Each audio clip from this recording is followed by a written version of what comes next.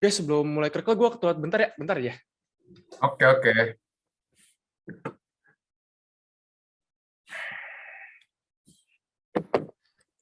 Halo guys, sumpah sorry gue baru balik, gila. Os on cam dong, gila ya. By the way, si Os lagi di WC dulu katanya, bentar. Oke deh, Rachel juga lagi ini ya, masih belum ada ya. Oke. Wah gila, sumpah gue lapar banget, parah. Sama kayak nggak tahu apa nih, gue lagi ngidam banget mau makan bakcang. Bacang enak sih, oke sih kalau diidamin. Apalagi kayak bacang beras gak sih, itu enak banget. Bukan tahu, bakcang ketan. Soalnya gue nggak suka bakcang beras, tahu gak? Hah, lu gak suka bacang beras? Seriusan demi?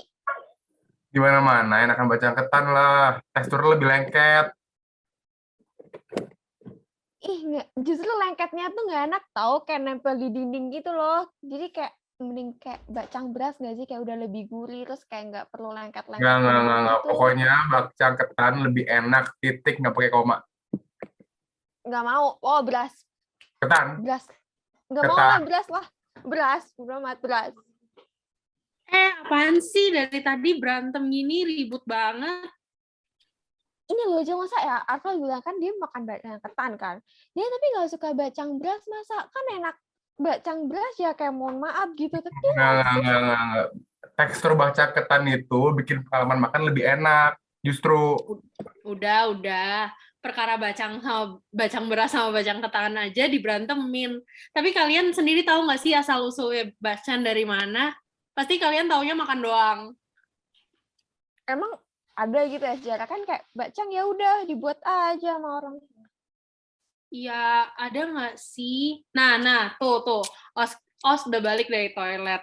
Kayak dia lah, pakarnya banget kan. Ada apa nih? Kok dipanggil-panggil gue? Ini loh, mereka berdua berantem soal tim bakcang beras atau bakcang ketan. Oh, halah ngomongin bakcang nih. Iya nih, jadi penasaran kita bakcang ini datangnya dari mana sih? Nah, pas banget nih. Dulu gue pernah diceritain sama kakek gue. Jadi, bakcang telah muncul dari konsumsi sejak zaman dinasti Zhou. Makanan yang terbuat dari beras ketan dan diisi dengan daging ini merupakan makanan khas tradisional masyarakat. Masyarakat Tionghoa khususnya, berbentuk piramid segitiga dengan 4 sudut yang memiliki makna dan harapan yang berbeda-beda. Sudut pertama memiliki arti harapan saling mencintai satu sama lain. Sudut kedua yaitu doa atau wujud agar keluarga selalu dalam keadaan damai sejahtera. Sudut ketiga memiliki makna agar rezeki dilancarkan. Dan sudut terakhir yaitu keempat mengartikan agar usaha dan karir kita makin sukses.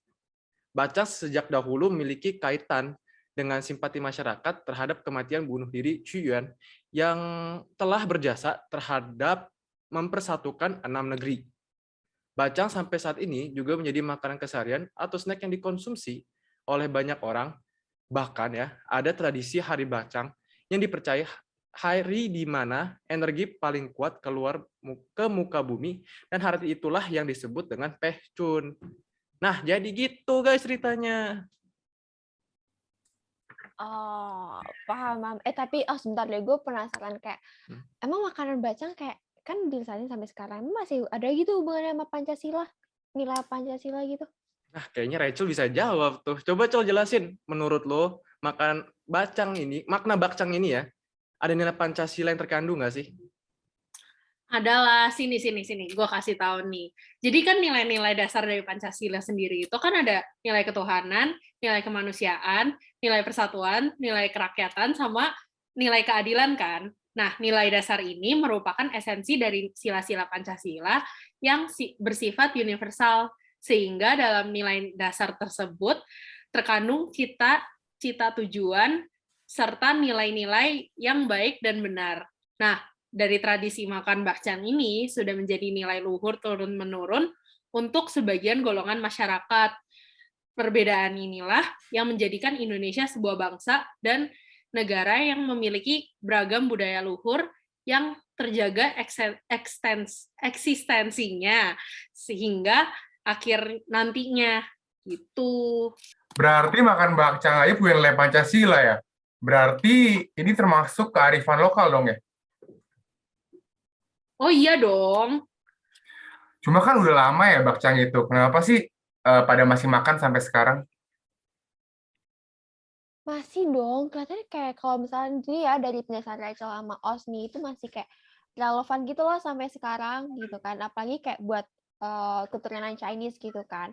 Soalnya di festival bakcang atau fashion ini kan kayak setiap sudut bacanya tadi itu Os bilang kan masih dipercaya kayak ngandung arti dan harapan baik kan keempat sudutnya. Pasti mungkin kayak kita nih yang selama hidup kita tuh pengen yang baik-baik doang gitu kan terjadi di hidup kita.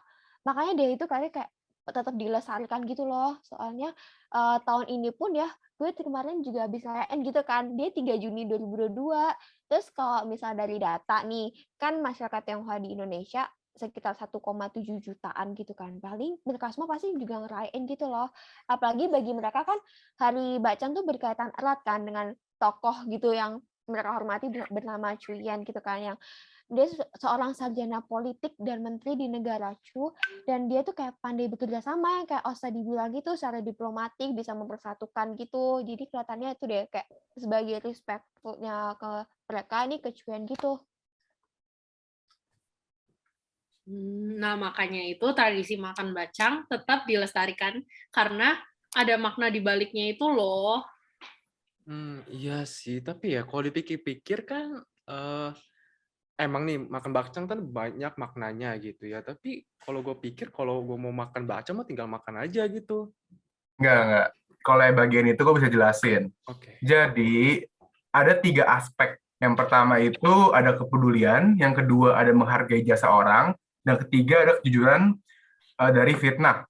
Kalau untuk kepedulian, jadi kan melalui latar belakang dari tradisi bakcang itu, di mana mereka itu melemparkan bakcang ke dalam sungai agar kuyen dapat tidak dimakan oleh makhluk di laut, sehingga berharap dapat ditemukan kembali tubuhnya dalam keadaan utuh.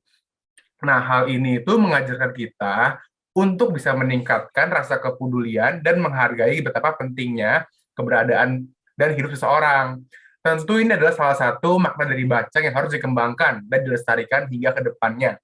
Karena jika kita melihat realitanya saat ini, semakin banyak orang yang nggak peduli tuh akan kehidupan seseorang dan mereka bersikap egois, kayak gitu guys. Terus kalau yang aspek kedua, yang menghargai jasa orang lain, Hari Bakcang itu juga berkaitan dengan jasa Kuyen. Meski beliau bunuh diri dan mati di sungai, mereka tetap peduli dan terus mengenang jasa Kuyen. Hingga titik hari terakhir beliau melalui tradisi Hari Bakcang. Lalu untuk aspek terakhir, kejujuran dari fitnah. Jadi kematian Kuyen ini berkedok adanya fitnah dari seseorang. Ini mengajarkan kita untuk selalu mengunjungi tinggi, untuk selalu menjunjung tinggi kejujuran dan jangan memfitnah orang lain hanya demi kesuksesan dan kepentingan pribadi. Pembelajaran ini tentunya perlu dianut terus-menerus karena semakin lama fitnah bukan hanya keluar dari mulut saja, akan tetapi bisa melalui ketikan di media sosial dan tentunya berimbas buruk kepada si korban. Jadi gitu guys. Wah, gue setuju banget sih Val sama yang apa yang lu ngomong. Cuma ya bener sih dari makanan bakcang aja tuh kecil gitu kan bakcang tapi punya makna yang sangat dalam gitu. Iya, betul. Jadi gitu makna tentang bakcang untuk masa kini dan yang akan datang. Nah, kan dari tadi udah tahu nih.